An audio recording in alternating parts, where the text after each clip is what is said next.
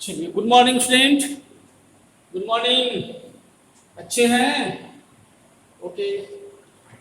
सो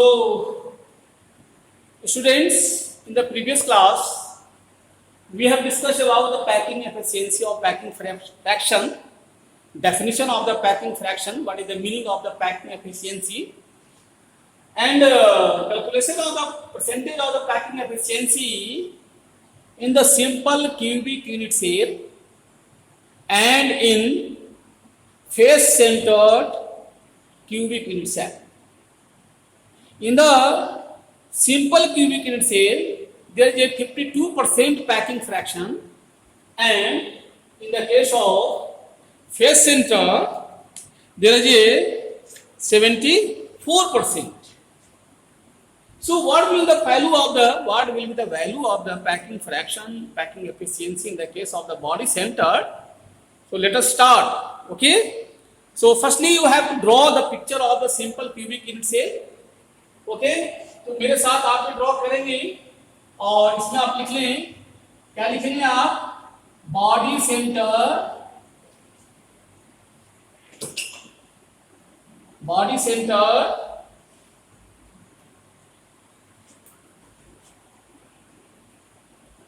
cubic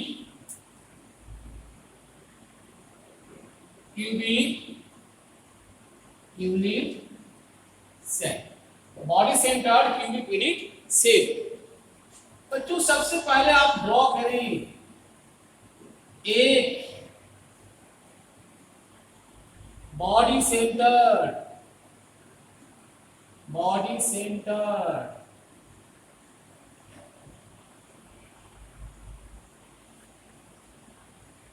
cubic shape. Body centre cubic shape को एक draw करना है आपको।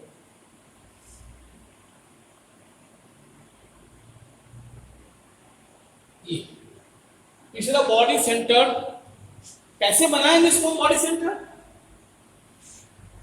जब हम लोग एक बॉल को, बच्चों उसको मैं डायग्राम से पहले दिखा दूं आपको और तब जो है इसको हम लोग चर्चा करेंगे।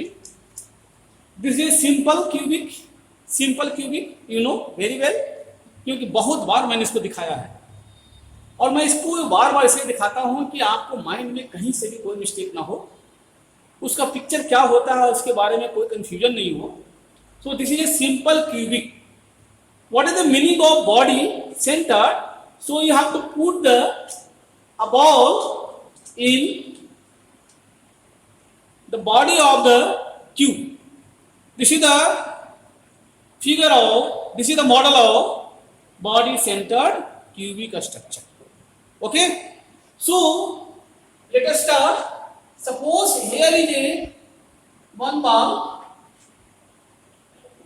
here is another ball, means constituent atoms and another constituent atoms at the body। नहीं, यही तो है। और इस पे अगर आप डालें तो यहां पर भी क्या होगा? एक बॉल होगी, यहां पर भी एक constituent particles होगा। Constituent particles are arranged at each corners, और उसके अलावे कहाँ होते हैं? एक उसका बॉडी में होता है। So this is the pictorial diagram of the body centered cubic unit shape। अगर ये आपको माइंड में बन गया picture, so you can calculate in easy way। तो पहले आप क्या करेंगे? इसको सबसे पहले आप नंबरिंग करें, प्रत्येक कॉर्नर का नंबरिंग कर दें। तो ये कॉर्नर हमारा है ए, ये corner B, C, D,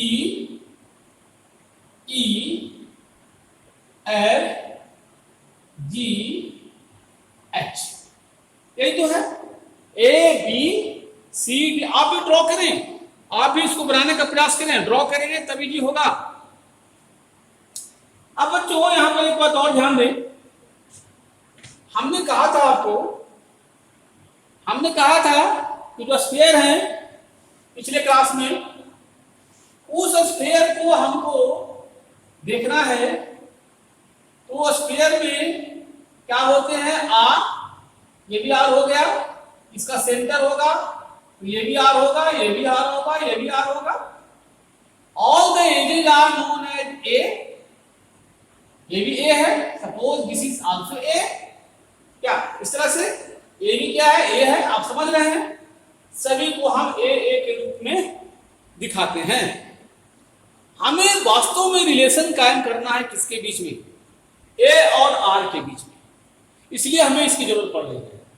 okay, सो हमें अब यहां से एक जो है डायगोनल करना पड़ेगा, और इस डायगोनल में बच्चों आप देखें, ये हमारा एक एज है, ये भी हमारा एक एज है, तो यहां जो वैल्यू होगी एंगल का, ये जो वैल्यू है एंगल का, ये क्या है 90 डिग्री, ये वैल्यू हमारा है 90 डिग्री का, नहीं। Okay, so let us, this is A B, इसको हम बी मान लेते हैं। अब यहां पर कैलकुलेट करना है बच्चों, सो इन आप कहां लिख लेंगे, जो हमने बताया उसको लिख लेना है। चलिए मैं भी लिख लेता हूं, let the length of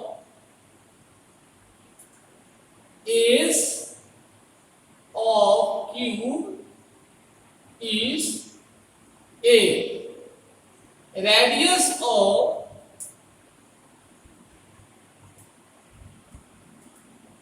a sphere, radius of a sphere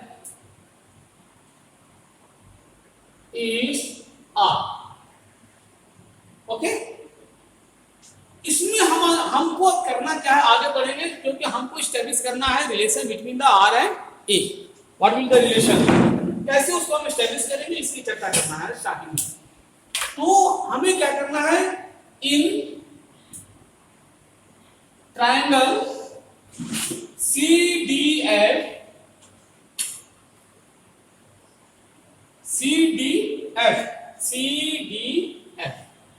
इसमें बच्चों देखिए आप, B equal to means FD या DF square equal to CF square plus CD square. हमने DF को माना है B, so B square equal to CF means A square plus A square, ये, and that will equal to 2A square, that will equal to 2A square, and hence B equal to under root 2 A square, or that will be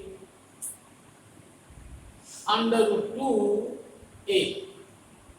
okay,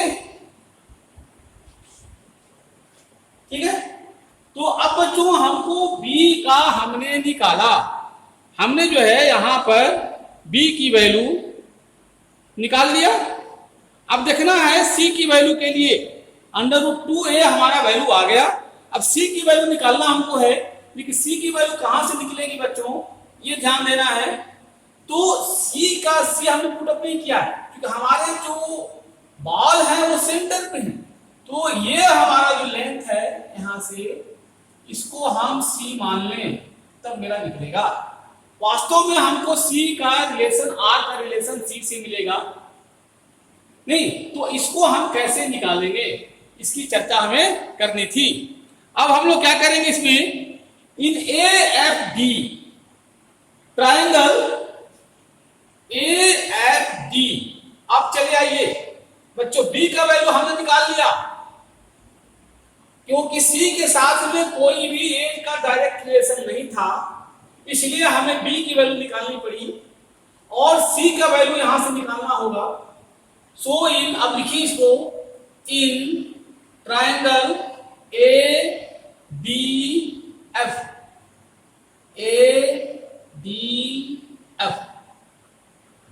अब आप देखिए यहां पर ADF में ये जो value हमारा है, ये राइट का है, राइट ट्रायंगल है, तो तो इसलिए हम क्या लिखेंगे यहां पर, C square equal to B square plus A square, ये लिखेंगे C square equal to B square plus A square. Okay, C square का वैल्यू आप देख लीजिए बच्चों, 1r 2r 3r 4r, it means C square equal to, यहां भी छोड़ दीजिए, आप यहां से निकालिए इसको, सो बी स्क्वायर की वैल्यू आप पुट कर दीजिए, पहले यहां पर बी स्क्वायर की वैल्यू पुट कर दिया, अंडर रूट 2 कितना लाए हम लोग, अंडर रूट 2 a का स्क्वायर प्लस ए स्क्वायर, और this is equal to 2a square plus A square, and this is equal to 3a square. So c will be equal to, the value of c will be 3a square under root, और इसको हम कैसे लिखेंगे फिर, under root 3a. So the value of c will be equal to under root 3a. यहां तक तो बात आ गई समझ में। अब देखिए मुझे जो c का वैल्यू, तो c जो है डिनोट कर रहा है r को, इसलिए मुझे यहां लाना पड़ा, तो r, what will the value of the c in the term of the r, in the term of r, so there are 4r, है ना, since c equal to 4r, therefore as we know that c equal to under root 3a or 4r equal to under root 3a or r equal to under root 3 by 4a. सो हमें r की value मिल गई, और वो value है under root 3 by 4a. अब बच्चों यहां पर ध्यान दीजिए, आप अब क्या करेंगे हम लोग, आप वॉल्यूम निकाल लेंगे, क्योंकि जब हमको r की वैल्यू मिल गई तो यहां पर हम एक और कर सकते हैं, देयरफॉर a इक्वल टू क्या होगा, क्योंकि एज निकालना हमको है, वॉल्यूम निकालना है, so 4/3 r, a equal to 4/3 r, इससे होगा। सो हमारे पास अब वैल्यू a की आ गई है, तो हम क्या करेंगे, वॉल्यूम निकाल लेंगे इसका, a is the length of the edge, so volume of unit cell is equal to A Q, और ए क्यू का जो वैल्यू हमारा है यहाँ पर वो है 4/√3 r का होल क्यू, यही तो है। और इसको अगर हम लिखना चाहें तो और सिंप्लीफाई कर दीजिए, 64 4 4 जा 16 and 16 4 जा 64, so 3/√3 r क्यू, यही तो मिला। वॉल्यूम ऑफ यूनिट सेल हमने कैलकुलेट कर लिया। अब बच्चों नेक्स्ट स्टेप क्या होगा, यू नो आपको आना चाहिए, आप सोचें, मुझे बताने के पहले ही आप सोच लें क्या होना चाहिए। अब हम निकालेंगे number of sphere, number of atoms in body centre, तो नंबर ऑफ, लिख लें आप, total number of atoms in body sphere, total number of atoms in body center, that will equal to, क्योंकि एक बॉडी पे है और कॉर्नर पे है, तो कॉर्नर वाले से 1 कंट्रीब्यूशन होता है और बॉडी पर 1 है, सो 1 + 1 = 2। तो अब वॉल्यूम निकाल लीजिए, therefore volume of 2 spheres is equal to 2 into 4/3 pi r cube. मिल गया हमको, अब दोनों मिल गया, आपको यूनिट भी मिल गया, वॉल्यूम यूनिट का मिल गया पूरे का क्यूब का, और हमको वॉल्यूम मिल गया स्पेयर्स का भी। तो हम क्या करेंगे, पैकिंग फ्रैक्शन निकालेंगे विधि जी। तो packing fraction, so packing fraction आप लिख लें इसको, तो packing fraction will be equal to, बच्चों आप याद करिए ऊपर में हम क्या देंगे, number of atoms occupied by the sphere. So volume लिख दीजिए, यानी मैं लिख देता हूं volume occupied by the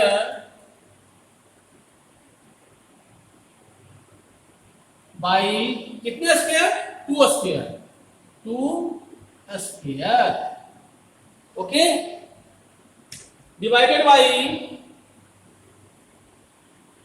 volume of unit cell. Unit cell means इस ट्यूब की बात कर रहे हैं हम लोग।